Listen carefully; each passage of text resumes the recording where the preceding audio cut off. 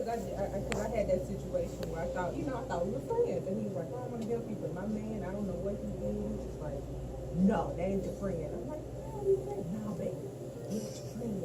And sure enough, some months later, he was like, "Oh, I miss you."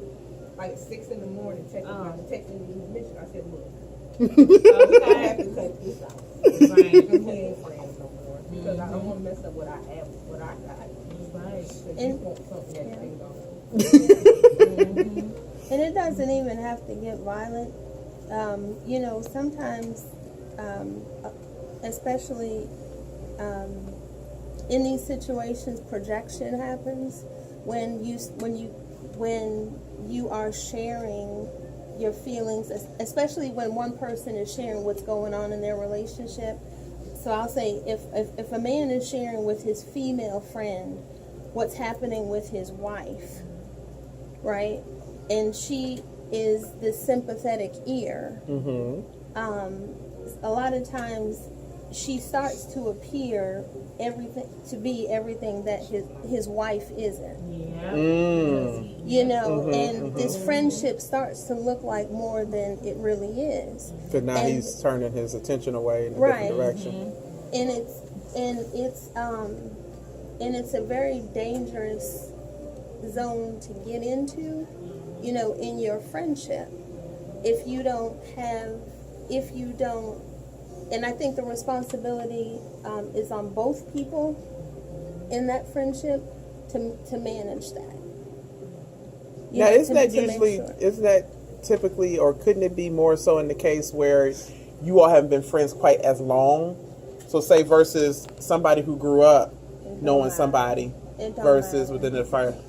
If your marriage is chaotic, it can happen with a childhood friend. If the right words are coming out of that person's mouth and that's what you need to hear, this could happen with anybody. If it's what you need to hear, I think it could happen. Don't listen to me. I ain't been married, but but I think it could happen with anybody. I agree with her because if you're telling your negative stuff that's going on in your marriage to your friend, they can use it against you, or they can use it to put as a stepping stone for them to get in. Like, oh, your man did that. Oh, I would never do that.